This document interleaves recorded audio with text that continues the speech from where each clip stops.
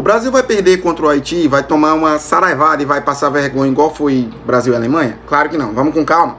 E vamos analisar aqui antes do jogo. Esse vídeo era para ter sido gravado bem antes, só que tive alguns probleminhas, não deu para gravar.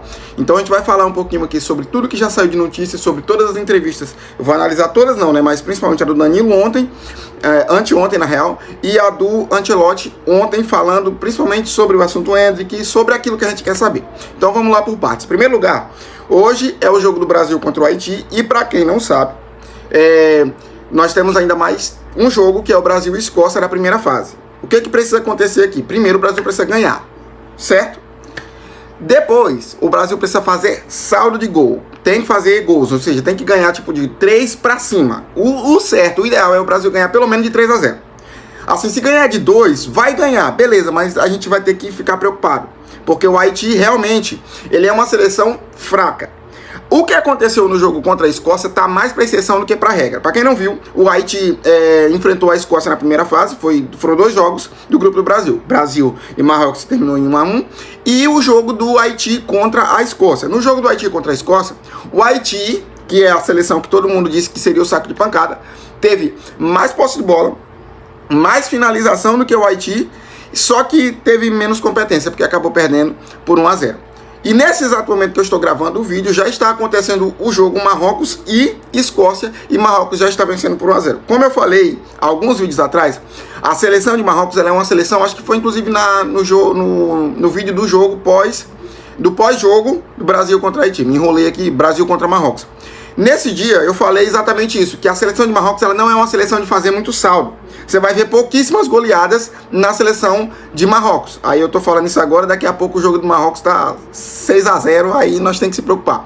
Mas não é o normal, o Marrocos é uma seleção, e a seleção da Escócia também não é tão fraca quanto o Haiti, afinal de contas venceu o Haiti e é uma seleção equilibrada. Então assim, em tese, a diferença ela não vai ser tão grande, porém, o Marrocos enfrenta o Haiti na última rodada. Ou seja, é bom o Brasil enfiar uma sacolada no Haiti para poder ficar tranquilo.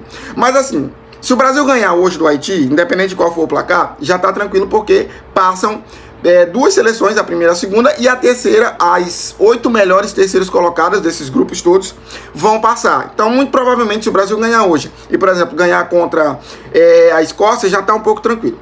Mas vamos lá agora falar das entrevistas e do que a gente quer saber, do Endrick. Em primeiro lugar, se você ainda não viu, essa aqui que eu vou deixar aqui é a provável escalação da seleção brasileira. Aí você tá vendo o Endrick lá em cima, né? Pois é, não é essa. Essa daqui é a que a gente queria que fosse.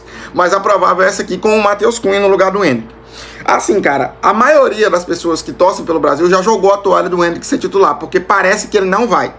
Aí nós vamos voltar aqui a algumas entrevistas. Primeiro, esse detalhe aqui da entrevista do Danilo falando que o Endrick, de fato, ele é um cara muito diferenciado, que tem muita técnica, muita habilidade, que tem um chute muito forte, que quase lesionou o Léo Nanete, que é o 4º goleiro que a seleção levou, só para treino. Ele não entra como um dos convocados, mas ele tá lá como um auxiliar, como um treino jovem, que vai ganhar experiência, provavelmente deve estar aí nos próximos ciclos da seleção. O Endrick quase lesionou o Léo Nanete com a força do seu chute. Então a gente sabe que ele é um cara que chuta forte, é um cara habilidoso, é um cara técnico, e o Danilo disse que todo mundo quer ter ele por perto. A gente queria ter ele no jogo, na real, a gente não queria ter ele por perto, não. A gente queria que ele entrasse no jogo e pudesse jogar, mas não sei o que ele quer dizer com esse por perto. Um outro detalhe dessa entrevista aqui, eu vou dar uma procurada nesse detalhe, não sei se eu vou conseguir encontrar, o Danilo falando, meteu o sincericídio, e que, seja dito, é a verdade, apesar de que a gente espera, mas olhando principalmente para o ciclo, é real. O ciclo da seleção brasileira foi acidentado, só para você ter uma noção, o Ancelotti faz hoje o seu 13º jogo à frente da seleção brasileira. Não é o 13º jogo em Copas, é o 13º jogo na frente da seleção brasileira. E aí o que é que acontece? O Danilo foi comentar sobre isso, ele falou, olha, a seleção brasileira não está tão pronta quanto, por exemplo, a Argentina e França, a gente vai ter que se adaptar em alguns momentos para jogar, e ele deu o exemplo que o pessoal da Casa TV até zombou sobre a questão do bambu, que o bambu planta, tem que esperar crescer, aquela questão da planta tem que esperar crescer para poder dar resultado. Com isso, a gente tem, por exemplo, essa notícia aqui do Ancelotti que renovou com a seleção brasileira até 2030. Caso você não saiba, o Ancelotti é o técnico mais bem pago entre as seleções do mundo. É um dos mais bem pagos do mundo, mas de seleções é disparado o mais bem pago do mundo, porque entre clubes tem, eu não sei se é 1 ou 2 à frente dele. Com isso, a gente tem o Ancelotti até 2030, ou seja, tudo indica que a seleção, a CBF, está planejando que a Copa de 2030 seja melhor. O fato é que se espera que a seleção brasileira de fato dê certo na mão do Ancelotti em 2030. Isso significa que nós podemos passar aperto agora na Copa de 2026? Podemos. Tudo indica que se a gente ganhar em 2026, vai ser muito mais porque deu certo no meio do caminho ali, do que foi um planejamento, olha só a palavra, que foi um planejamento que deu certo. E essa fala do Danilo repercute muito bem. Aí nós vamos para hoje, o que Ancelotti falou sobre os assuntos que a gente mais quer saber. Primeiro, sobre o Rafinha. Ele disse aquilo que todo mundo já sabe. Se você é o cara que só acompanha futebol de 4 em 4 anos, sim, o Rafinha é um dos melhores jogadores do mundo. Pega, depois dá uma pesquisada nos números dele no Barcelona, não é no Raio Vallecano. Ele joga no Barcelona, é o camisa 11 do Barcelona, um dos melhores jogadores do mundo, um dos melhores jogadores do Barcelona. Inclusive, o Barcelona foi eliminado da Champions League depois que o Rafinha foi lesionado. Se lesionou e não pôde jogar o resto da Champions League, por isso o Barcelona foi... Não sei se de repente ele continuando lá, o Barcelona seria eliminado ou não, mas o Rafinha é um cara diferenciado e que faz muita diferença para o Barcelona. Diferenciado que faz muita diferença. Mas enfim, ele é um dos melhores jogadores do mundo. No entanto, pela seleção brasileira, de fato, ele ainda não rendeu nem perto do que a gente sabe que ele pode render. Aí o Ancelotti vai e dá essa daqui, de que ele é um dos melhores jogadores do mundo. Muita gente criticou isso, mas a verdade seja dita, o Rafinha não é covarde, como muita gente falou. Inclusive tem uma treta aí que deu, um cara falando que ele cheira medo, e a mulher do Rafinha respondendo, comentando lá, dizendo que o cara tava ganhando uns centavinhos em cima do Rafinha por conta desse comentário e tal. Enfim, desnecessário. Fato é que o Rafinha é um dos melhores jogadores do mundo e um dos caras mais esforçados da seleção brasileira. Temos aqui também, eu não sei se eu vou conseguir achar essa notícia, mas foi feito um levantamento e da seleção brasileira, ele foi o cara que mais correu em todo o jogo, porque ele ficou durante o jogo todo na seleção brasileira. Aí você pensa, beleza, correu, mas não fez nada. Também concordo com você, o argumento está certo. No entanto, é preciso dizer que ele não foi covarde, que ele não foi medroso. Não resolveu nada, né? Mas pelo menos medroso ele não foi. Aí ele fala sobre o Endrick. Aqui está a notícia. Olhou? Leu? Digeriu? Então vamos lá. Ancelotti dizendo que o Endrick é um talento extraordinário. É um cara que vai estar provavelmente nessa Copa e na próxima. E que de fato ele é um cara diferenciado. Dito isso, cadê o Endrick na seleção titular?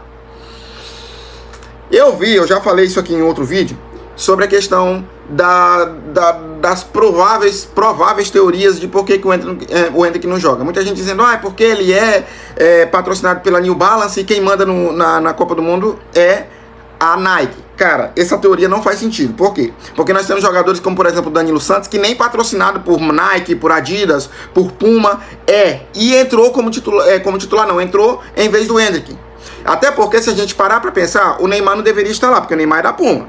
Então, a Nike devia mandar o Neymar para casa do chapéu, mas não é o caso. Ou seja, essa teoria não faz sentido. Agora, o que ninguém consegue explicar, e eu volto a citar aquelas aspas do Victor Sérgio Rodrigues, falhamos em descobrir por que o Fábio não foi convocado e estamos falhando em descobrir por que o Endrick é sempre deixado de lado. A gente não consegue entender e não consegue descobrir. Há muitas e muitas teorias. A verdade é que se a gente for pensar, nós temos jogadores bons, a gente só não tem um time bom.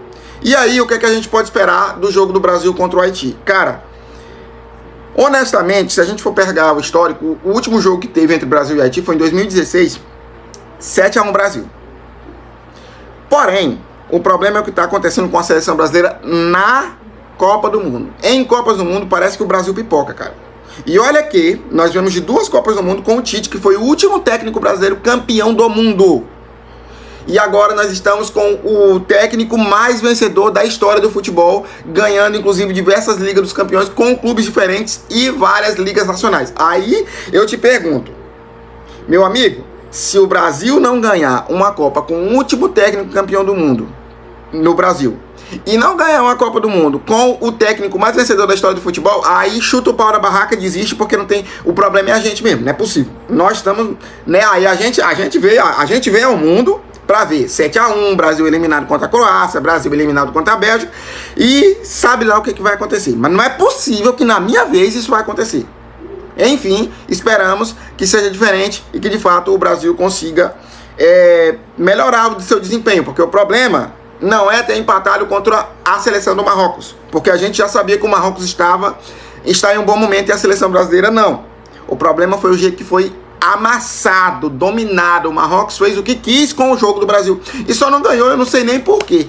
Porque de fato, na verdade assim, eu sei por quê. Porque o Alisson estava debaixo das traves e impediu, talvez, o gol que o Marrocos poderia ter feito e ganhado o jogo. Fora isso, o Brasil escapou de perder na estreia. Dito isso, o que a gente espera para esse jogo do Brasil e Haiti? Muita gente pode ser confirmado como bagre, e eu espero que depois disso perca a sua posição titular para quem vier do banco, e muita gente pode ganhar chance, e eu espero que nós estejamos falando de Endrick. Por exemplo, nós tivemos a Espanha enfrentando a seleção do Cabo Verde e empatando em 0-0. Portugal enfrentando a seleção do Congo e empatando em 1-1. Ou seja, uma partida da Copa não quer dizer nada. Agora duas a gente tem que se preocupar. Então vai ter jogador que de fato a gente vai olhar e vai dizer: meu amigo, se tu não conseguiu fazer nada contra o Haiti, tá difícil. E vai ter jogador que a gente vai olhar e vai dizer assim: tá pintando um cara aí que pode resolver a Copa do Mundo. O Ancelotti mesmo já disse que nem todo mundo que começa como titular numa Copa do Mundo termina como titular. Dito isso, vamos ver se ele vai ter coragem de fazer como técnico da Argentina em 2022. Que primeiro jogo não deu nada certo, no segundo jogo ele chutou o pau da barraca, mudou tudo e a Argentina bateu campeã do mundo. Será que isso vai acontecer? Não sei. Falei alguma besteira? Comenta aqui sua opinião que eu quero te ouvir. E não esquece de se inscrever no canal e já deixar o like nesse vídeo e compartilhar esse vídeo para o máximo de pessoas que você puder. Valeu, bom jogo para nós. Tomara que seja pelo menos 5-0 Brasil.